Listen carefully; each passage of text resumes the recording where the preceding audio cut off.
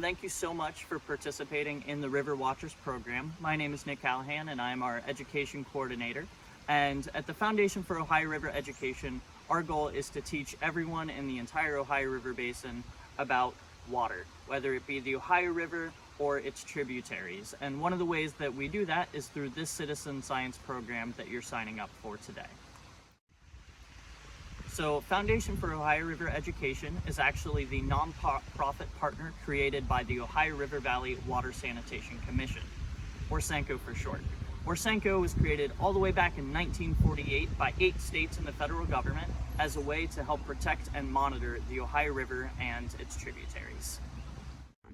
As part of the Clean Water Act, or SANCO monitors for 4 different reasons. We monitor for wildlife. We monitor to make sure that the water is safe to drink after reasonable treatment. We monitor for industry, and we monitor to make sure that recreation is safe, so paddling and swimming in the Ohio River. River Watchers, as our citizen science program, is our basin-wide effort to get students in the classroom out into creeks, streams, and whatever body of water you can find near you to learn a little bit more about what's going on in our watershed. So this is using some of the same tests that the scientists at Orthophosphate and many other water quality scientists use to make sure that the water is healthy for those reasons that we were talking about before. So we are so excited to welcome you into River Watchers, and we're looking forward to seeing what your data is.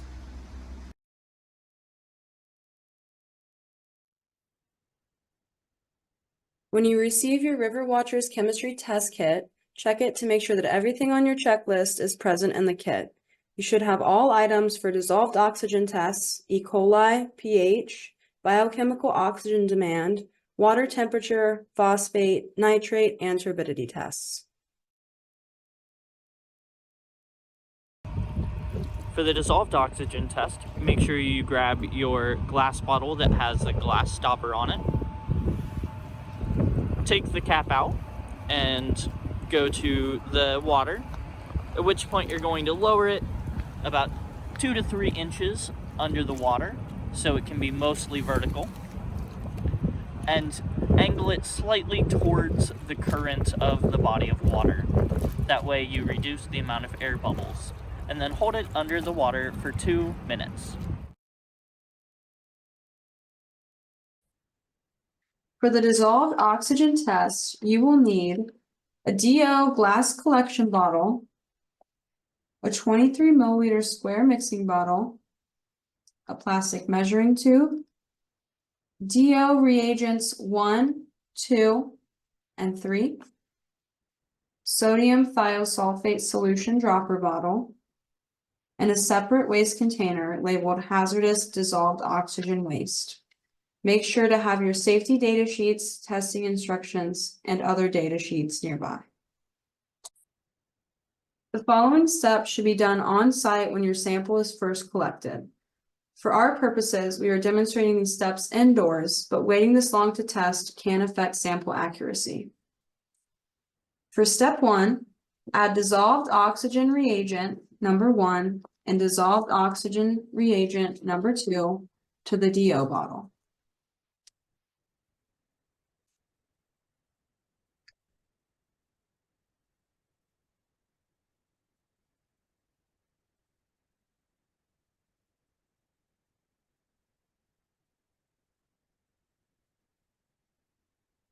Stopper the bottle, being very careful not to introduce air bubbles. If you do get an air bubble, you will need to restart the test. With your thumb firmly holding the stopper in place, grip the bottle and shake vigorously until the contents are evenly mixed.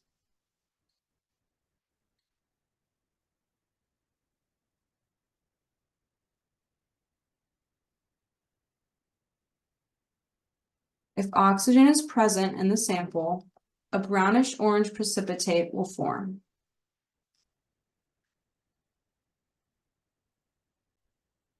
Allow the sample to stand until the precipitate is settled below the DO bottle's white line.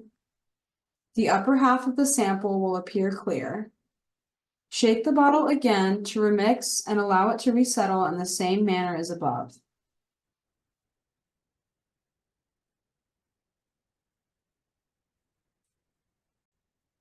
Once the precipitate has settled, add the contents of the dissolved oxygen-3 reagent powder pillow.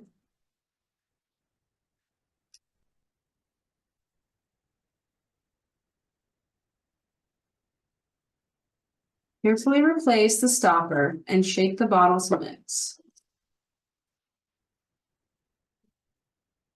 At this point, the oxygen is fixed, and any oxygen bubbles that form after this will not have an effect on the results of the test. Next, fill the sturdy 5 milliliter measuring tube to its top with a prepared sample.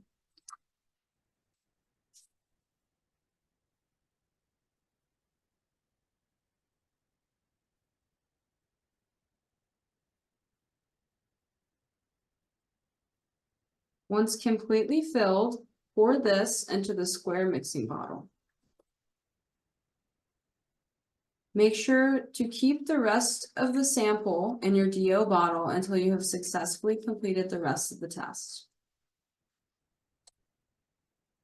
Using your sodium thiosulfate solution, add the solution drop by drop to the prepared sample. Count each drop as it is added and gently swirl to mix the solution until it becomes colorless.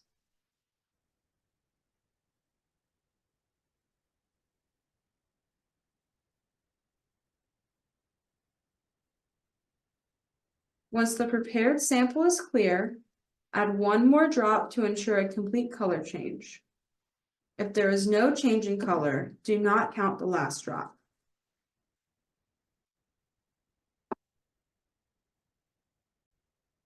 Each drop added in the previous step is equivalent to 1 milligram of dissolved oxygen in your sample.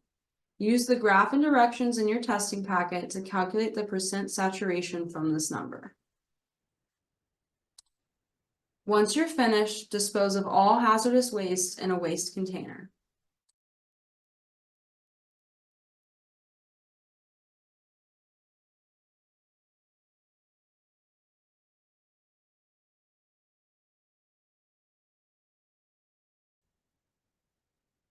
For this test, you will need all the materials required for the regular DO test. You will also need a black BOD bottle, or you can use aluminum foil to cover a regular clear DO bottle. Sample for this test in the same way that you did for dissolved oxygen. Once you have your sample, place the biochemical oxygen demand bottle or your aluminum covered DO bottle in a light-free location and allow it to sit undisturbed for 5 days.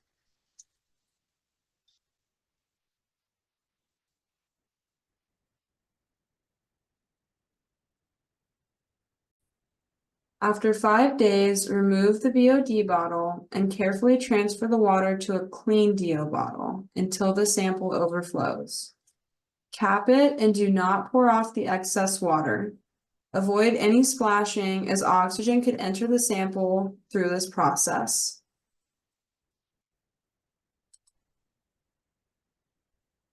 After you've transferred your sample, perform steps 2 through 8 of the DO test. If the results are less than 3 milligrams per liter, follow the low-range DO test instructions. Once you are done, determine the BOD level by subtracting the milligrams per liter of the sample from the original DO sample taken 5 days prior. Dispose of all waste in a bottle labeled hazardous DO waste. To sample for E. coli, use a Whirlpack bag from your test kit to collect a water sample from the river or stream. Place the bag under the water for about 5 seconds to make sure the bag is full. Lift it from the water and spin, holding the tabs of the Whirlpack bag as you do so. Close the tabs over the bag tightly to ensure that no water can escape. Transport the sample back to your classroom on ice or perform the next steps immediately on site. For the E. coli test, you will need pre-treated Petri dishes, sterile pipettes, a Whirlpack bag, a bottle of Coliscan Easy Gel, permanent marker, tape, rubber gloves, an ice and cooler if plating off-site, and bleach and watertight bags for disposal. Before you begin, label the top of the Petri dish with a permanent marker. Include the date, time, location, and volume of the sample used. Also, make sure to remove the Coliscan Easy Gel bottle from the freezer prior to testing to allow it to defrost. Before testing, do not rinse any of these materials. It could affect the results of your test. Using the sample you obtained from your river or stream, place it into the bottle of Easy Gel using a sterile pipette. This should either be done immediately on site or your sample should be kept on ice until you can access the Easy Gel. Transfer a measured amount of water from the sample container into the bottle of Coliscan Easy Gel. If you suspect a high fecal coliform count due to contamination, transfer only 1 milliliter of the sample. Typically, however, 3 to 5 milliliters is appropriate.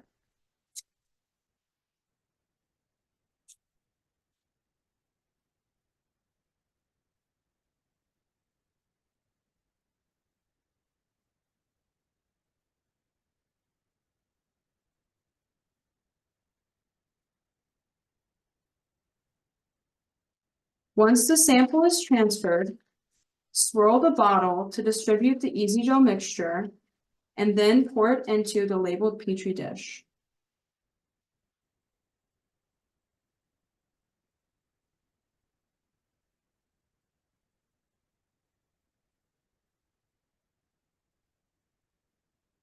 Being careful not to splash over the side or onto the lid, gently swirl and rock the filled dish until the mixture is evenly distributed.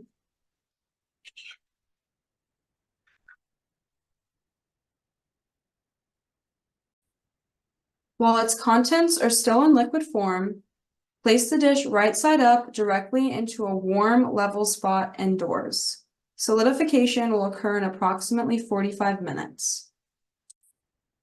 After 45 minutes, or after solidification has occurred, turn the Petri dish upside down to reduce condensation and incubate at 35 degrees Celsius for 24 hours or at room temperature for 48 hours.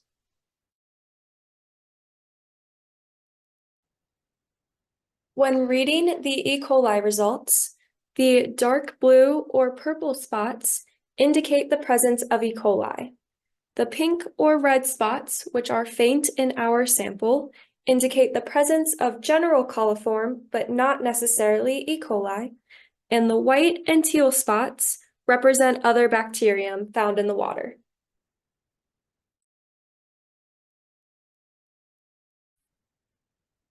For your pH test, you will need your water sample, your pH test tablets, a plastic test tube, and your wide range pH color standard card. Firstly, take your water sample and fill your plastic test tube to the 10 milliliter line.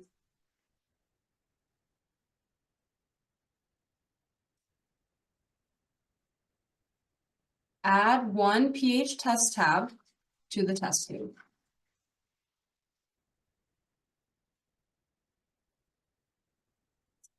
Once added, cap your test tube and shake until the tab is dissolved.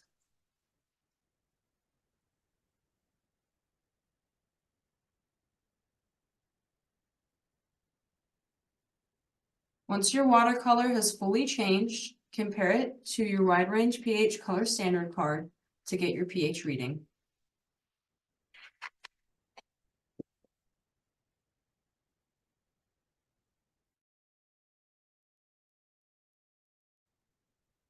For the water temperature change test, make sure that you have a Celsius thermometer, your water sample, testing instructions, and your data sheets. Ideally, this test should be done outside along your river or stream. At the sampling site, lower the bottom half of the thermometer below the water surface. If possible, obtain the temperature reading in an area where the water is flowing. Using your thermometer, swirl gently, holding the thermometer in the water for approximately 2 minutes or until the reading stabilizes.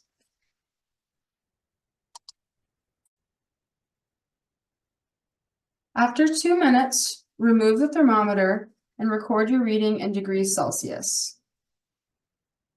For the second temperature test, choose a portion of the stream with roughly the same degree of shade and velocity as in step 1, but 1 mile upstream. Record your results in the same way that you did the first time, and then calculate the difference between the upstream and downstream results. Record the temperature change in degrees Celsius.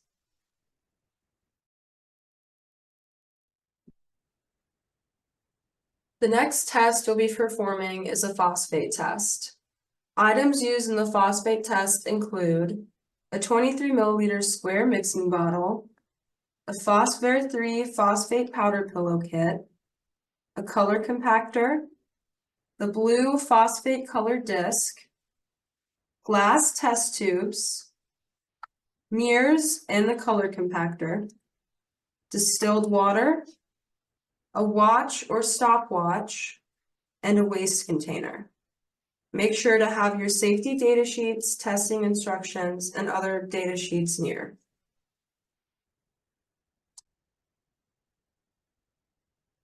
For the low-range orthophosphate test, rinse and fill the square mixing bottle to the 20 milliliter mark with the water to be tested.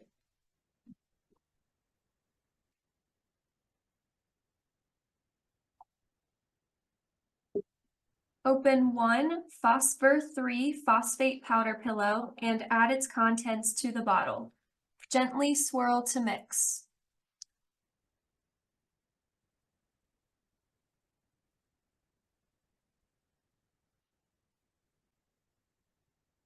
After at least 2 minutes, but not more than 10, place the mirrors onto the shelf of the color comparator and place the phosphate color disc into the comparator.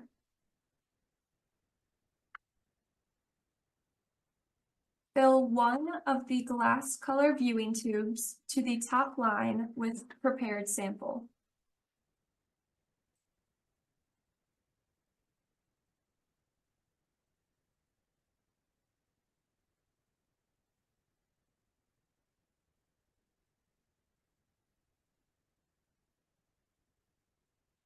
Place this tube on the right side of the comparator. Fill the other glass tube to the top line with untreated sample water.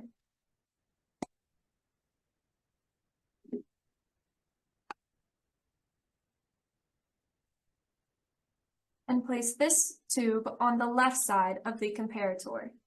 Do not place the caps on the tubes. Orient the comparator with the tube tops pointing to a window or light source. Rotate the phosphate disc until a color match is obtained. Divide the reading from the scale window by 50 to obtain the milligrams per liters of orthophosphate. The medium-range orthophosphate test is the same as the low-range orthophosphate test with a few key differences. First, remove the mirrors from the comparator.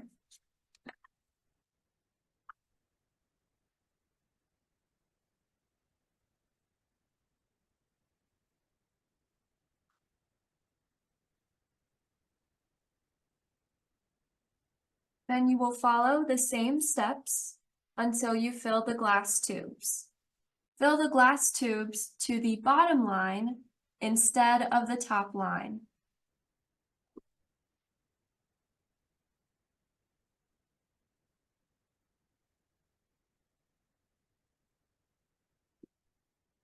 Place the prepared sample on the right side of the comparator and the untreated sample on the left side. Hold the comparator up to a light source and view the tubes through the center windows. Rotate the disc until a color match is obtained, and then divide the reading from the scale window by 10 instead of 50 to obtain the milligrams per liters of orthophosphate. For the high-range orthophosphate test, rinse the square mixing bottle and a 1 milliliter dropper with distilled water. Gently swirl the distilled water in the mixing bottle and discard the water after rinsing.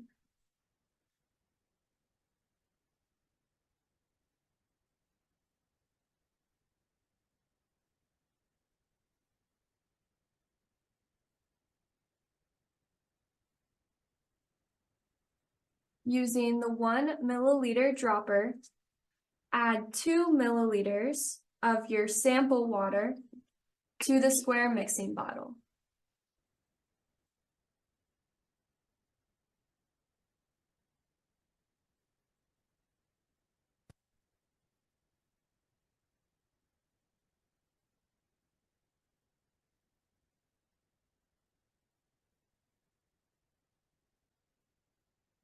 Add distilled water to the 20 milliliter mark of the mixing bottle.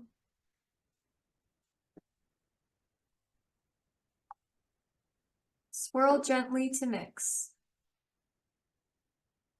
Open 1 phosphor-3 phosphate reagent powder pillow and add the contents to the mixing bottle.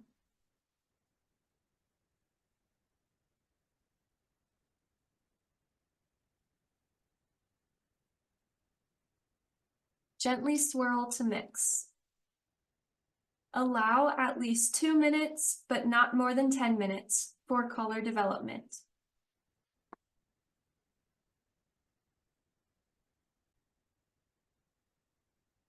After at least 2 minutes, but not more than 10 minutes, make sure the mirrors are not in the comparator. Fill one of the glass tubes to the bottom line with your prepared sample.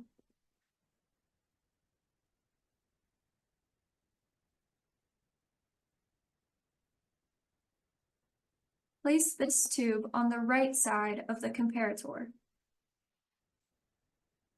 Fill the other glass tube to the bottom line with the untreated sample water.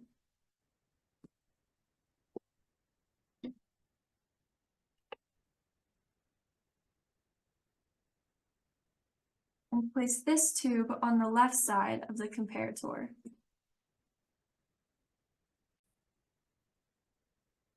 Hold up the comparator to a light source and view the tubes through the center windows. Rotate the disc until a color match is obtained. Read the milligrams per liters of orthophosphate directly through the scale window.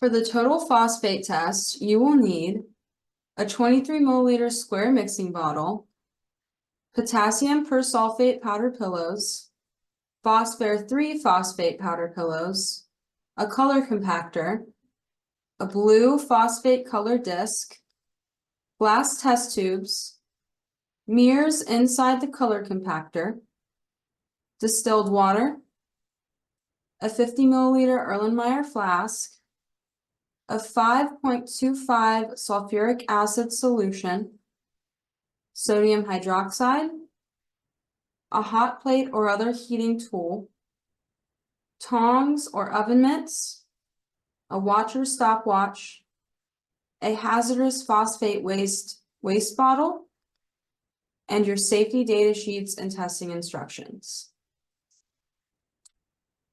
For the first step of the test, rinse and fill the square mixing bottle to the 20 milliliter mark with the water to be tested.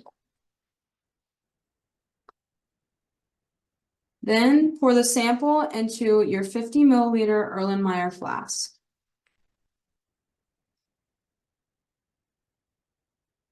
Open 1 potassium persulfate powder pillow and add its contents to the flask.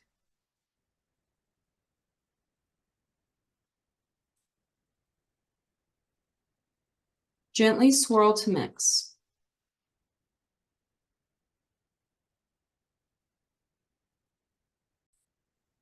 Next, add 2 milliliters of sulfuric acid solution to the sample by filling the dropper twice to the 1 milliliter mark and pouring the contents into the flask.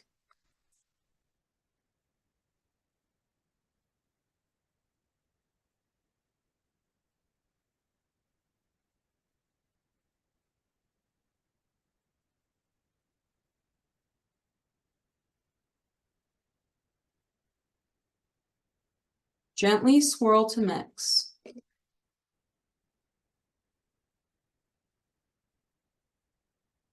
Once mixed, set up your boiling apparatus.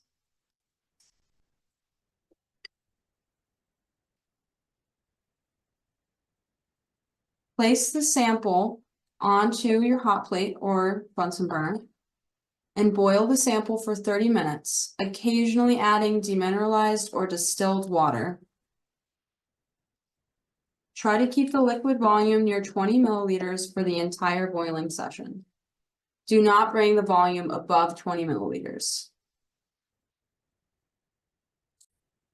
After 30 minutes, turn off your burner and allow the liquid to cool.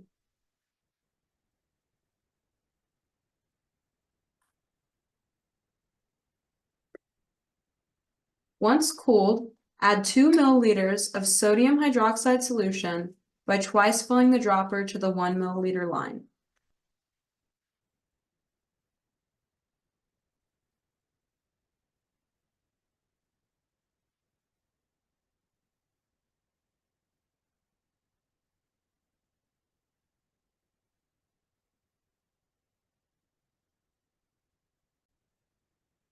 Return the sample to the square mixing bottle and add demineralized or distilled water to return its volume to 20 milliliters.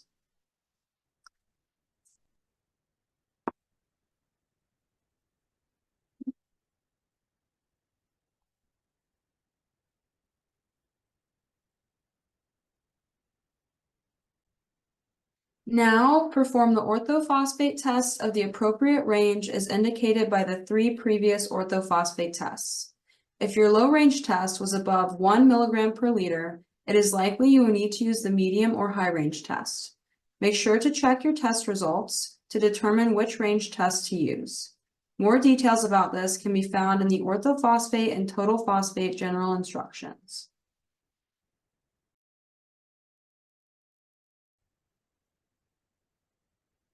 For this test, we are going to be testing for nitrate in the water. To do this, we need a number of supplies. First, we need plastic test tubes with stoppers, the NitraVare 6 nitrate reagent powder pillow, the NitraVare 3 nitrite reagent powder pillow, the color comparator, which is the black box, the nitrate color disc, which is the pink disc in your package, distilled water, a timer of some sort, and a separate waste container labeled hazardous nitrate waste. The first step is to take a small amount of your sample and pour it into one of the 2 plastic test tubes. This amount is just going to be swished around in the test tube and then poured out, so make sure not to use too much.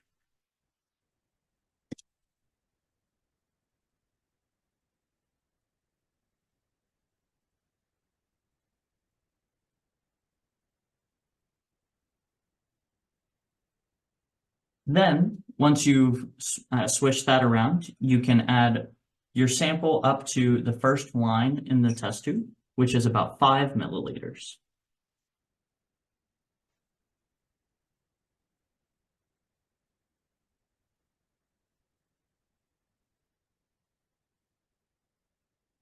Now you're ready to add the contents of the NitraVare 6 nitrate reagent powder pillow.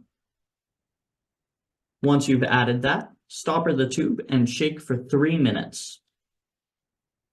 And then allow the sample to sit undisturbed for an additional 30 seconds.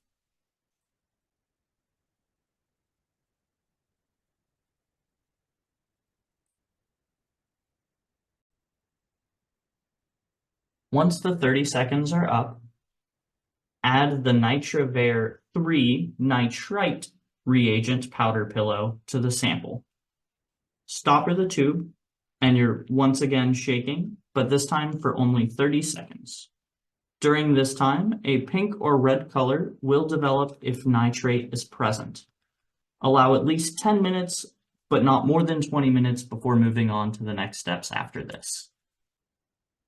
While you're waiting for your sample to be ready, go on ahead and take your nitrate color wheel and put it inside of the black color comparator box. Once it's in there, it can spin around, and that is how you'll be able to get your data from this result.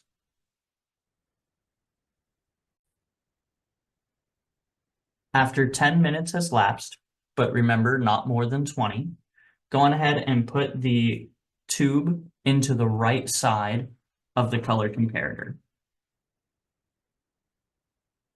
You can take the cap off at this time to help with viewing. In a second tube, fill it up with your sample, again up to the 5 milliliter line.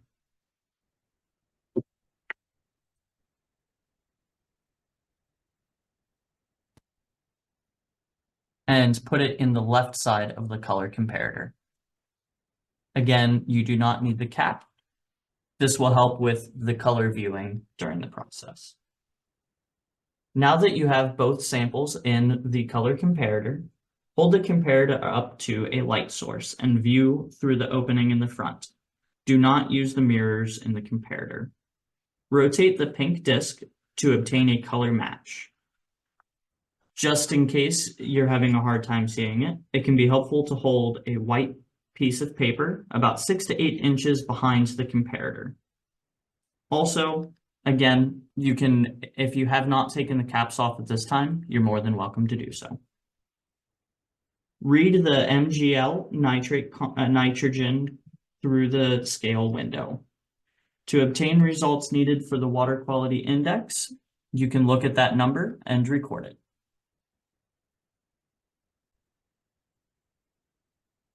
Once you have found your result, make sure to safely dispose of all of the nitrogen waste in your nitrogen waste container. This container can be safely disposed of by your teacher.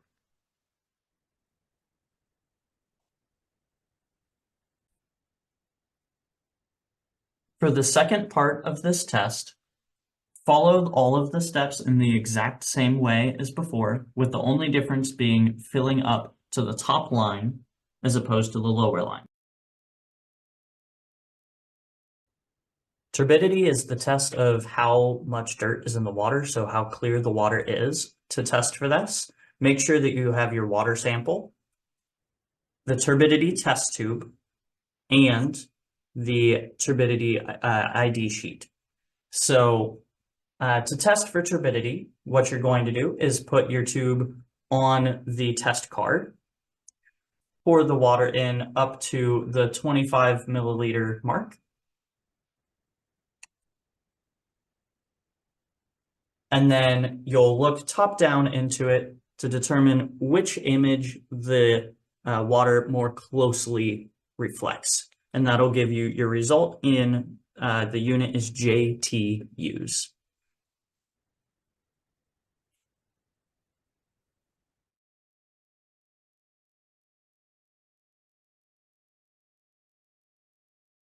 At the end of each test, make sure to fill out the chemical monitoring worksheet with your results.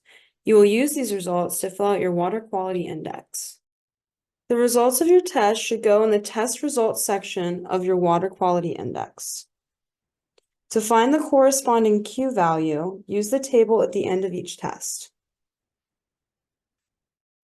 For example, if your turbidity was 50 NTUs, your Q value would be 39. Once you have your Q values, you'll multiply each by the weighing factor for each test to get your total. Add up all of these totals to get your water quality index rating.